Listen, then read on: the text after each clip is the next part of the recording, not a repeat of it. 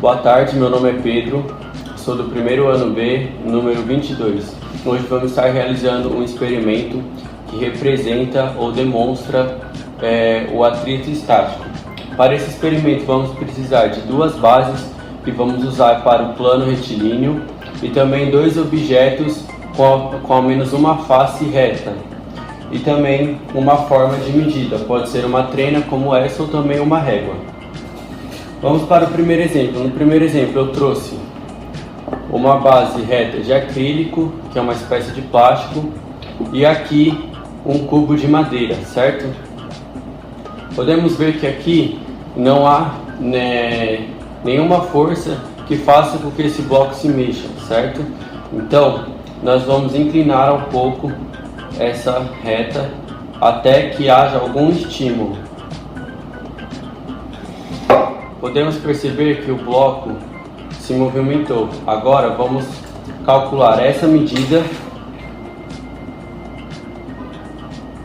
que deu 26 centímetros, e essa outra medida que deu 14 centímetros, certo? Agora vamos calcular. Para calcularmos o coeficiente de atrito estático, precisamos calcular a tangente do ângulo formado entre o plano retilíneo e o plano horizontal do exemplo. Sabemos também que a tangente é dada pela divisão do cateto oposto pelo cateto adjacente. E como foi medido no vídeo, vemos que o cateto oposto equivale a 14 centímetros e o cateto adjacente 26. Fazendo as devidas operações, chegamos que o coeficiente de atrito estático desse primeiro exemplo é igual a 0,538 aproximadamente, certo? Lembrando que esse número que obtivemos, no caso 0,538, corresponde a newtons, que é a unidade de medida do sistema internacional. Agora vamos para o segundo exemplo. Bom, após calcular o primeiro exemplo, vamos agora para o segundo exemplo. Aqui eu trouxe um cubo mágico para usar como objeto e aqui uma base plana de madeira, certo? Como no primeiro exemplo, nessa posição não temos nenhum estímulo para que o cubo se movimente. Então vamos inclinar aos poucos esse plano.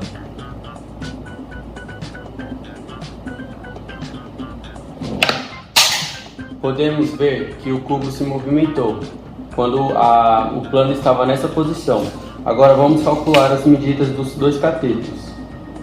Aqui deu 27 centímetros, lembrando que a medida está em centímetros, e aqui 17 centímetros. Agora vamos calcular. No segundo exemplo vimos que o cateto oposto corresponde a 17 centímetros. Já o cateto adjacente corresponde a 27 centímetros. Fazendo a operação entre os dois, que seria uma divisão entre o cateto oposto e o cateto adjacente, chegamos que o coeficiente de atrito estático é aproximadamente 0,629 newtons. Para encerrarmos esse vídeo, vou trazer um exemplo simples de atrito cinético. O atrito cinético pode ser visto em acontecimentos banais, como por exemplo na frenagem de um carro que está em movimento. Um carro, por exemplo, a 70 km por hora, a partir do momento que inicia-se uma frenagem, ali está atuando o atrito cinético.